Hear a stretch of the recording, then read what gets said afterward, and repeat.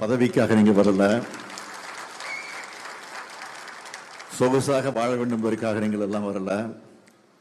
பணியாற்ற வேண்டும், இந்த இயக்கத்திற்கு துணை நிற்க வேண்டும், தமிழ் சமுதாயத்திற்கு நாம் பாடுபட வேண்டும், இழந்திருக்கக்கூடிய ஜனநாயகத்தை பாதுகாக்க வேண்டும் என்ற உணர்வோடு வந்திருக்கிறீர்கள். அப்படி வந்திருக்கக்கூடிய உங்களை எல்லாம் நான் மீண்டும் மீண்டும் வரவேற்கிறேன். இங்கு நம்முடைய கஜா என்கிற கஜேந்திரன் அவர்கள் பேசுகிற போது குறிப்பிட்டு சொன்னார்,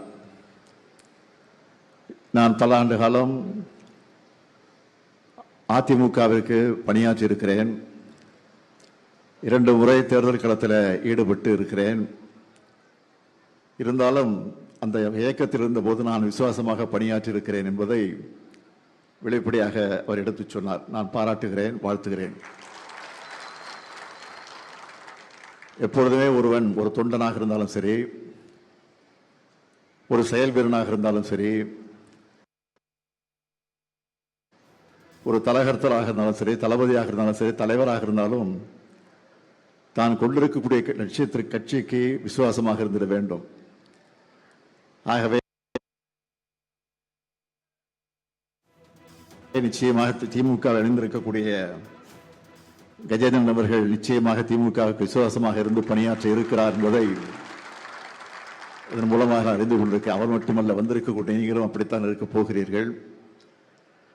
திமுக வரலாறு என்பது 1949 தொடங்கி அதற்கு பிறகு 52 சட்டமன்ற தேர்தலில் போட்டியிடவில்லை இல்லை என்று சொன்னாலும் 57ஆம் ஆண்டு நடைபெற்ற தேர்தலில் நாம் போட்டியிட்டு 15 இடங்களில் வெற்றி பெற்றோம். அதற்கு பிறகு 62 தேர்தல் களத்தில் ஈடுபட்டு நாம் எதிர்க்கட்சி வரிசையில் இடம் வரக்கூடிய அளவிற்கு 50 இடங்களில் அன்றைக்கு வெற்றி பெற்றோம். அதற்கு பின்னால் 67 அண்ணா தலைமையில் ஆட்சி பொறுப்பேற்றோம். அண்ணா மறைவுக்கு பிறகு கலைஞர் அவர்கள் அந்த பொறுப்பை ஏற்றுக்கொண்டு பணியாற்றினார். அதற்கு பிறகு 71 நடைபெற்ற தேர்தலில் வெற்றி பெற்றோம். 71 வெற்றி பெற்று ஆட்சி பொறுப்பிருந்த நேரத்திலே தான் இந்தியாவில் நெருக்கடி நிலை அமல்படுத்தப்பட்டது. 75ஆம் ஆண்டு அந்த நெருக்கடி நிலையை நாம் எதிர்த்தோம். நெருக்கடி நிலை எதிர்த்தால் ஆட்சியை பறிபோகும் என்று தெரிந்தே எதிர்த்தோம். நாம் கவலைப்படவில்லை. கலைஞர் அவர்கள் அதை பற்றி கொஞ்சம் கூட கவலைப்படாமல் ஆட்சி நமக்கு முக்கியமல்ல, ஜனநாயகம் தான் நமக்கு முக்கியம் என்று கருதி அந்த நெருக்கடி நிலையை எதிர்த்து சென்னை கடற்கரையில் லட்சக்கணக்கான மக்களை ஒன்று திரட்டி தீர்மானம் போட்டு அன்றைக்கு நிறைவேற்றினார்கள். நெருக்கடி நிலையை ரத்து செய்யுங்கள், கைது செய்து சிறையில் வைத்திருக்கக்கூடிய தலைவர்களை எல்லாம் உடனடியாக விடுதலை செய்யுங்கள் என்ற தீர்மானம் போட்டோம். அந்த தீர்மானம் போட்ட காரணத்தால் 76ஆம் ஆண்டு நம்முடைய ஆட்சி கலைக்கப்பட்டது. அதற்கு பிறகு 13 ஆண்டு காலம் நாம் ஆட்சி பொறுப்புக்கு வர முடியல என்ற ஒரு பிரச்சாரத்தை நடத்தி அதற்காக நம்முடைய ஆட்சியை கலைத்தார்கள். அதற்கு பிறகு 96 நாம் ஆட்சிக்கு வந்தோம். அதற்கு பிறகு 2006ஆம் ஆண்டு ஆட்சிக்கு 2001 நடந்த தேர்தலில் தோற்றோம். 2006 ஆட்சிக்கு வந்தோம். 2011 தோற்றோம். அதற்கு பிறகு 2021 ஆட்சிக்கு வந்தோம். இப்படி எதற்காக நான் சொல்லுகிறேன் சொன்னால், வெற்றி தோல்வி என்பது நம்மை பொறுத்தவரையில் மாறி மாறி வரும். அதற்காக வெற்றியை கண்டு நாம் என்றைக்கு வெறி கொண்டு அலைந்து கொண்டிருப்பதில்லை. தோல்வியை கண்டு என்றைக்கும் தோண்டி விடாமல் பணியாற்றக்கூடியவர் தான் திமுக என்பதை நான் நிரூபித்துக் கொண்டிருக்கிறோம்.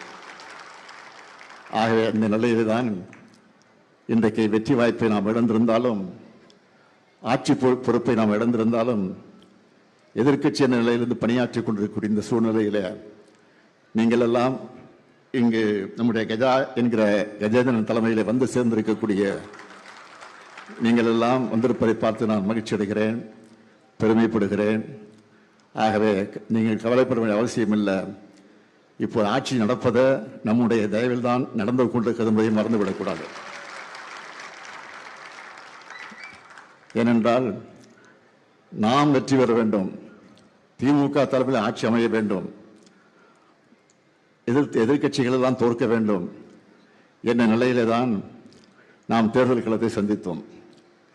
ஆக நம்முடைய கூட்டணியில் இருந்த கட்சிகளுடைய தயவோடு தான் இன்றைக்கு இந்த ஆட்சி நடந்து கொண்டிருக்கிறது. ஆக திமுக ஆட்சிக்கு வர வேண்டும் என்று கருதி நம்மோட கூட்டணியில் இருந்த கட்சிகளின் தயவில தான் இன்றைக்கு திமுக நடந்து கொண்டிருக்கிறது.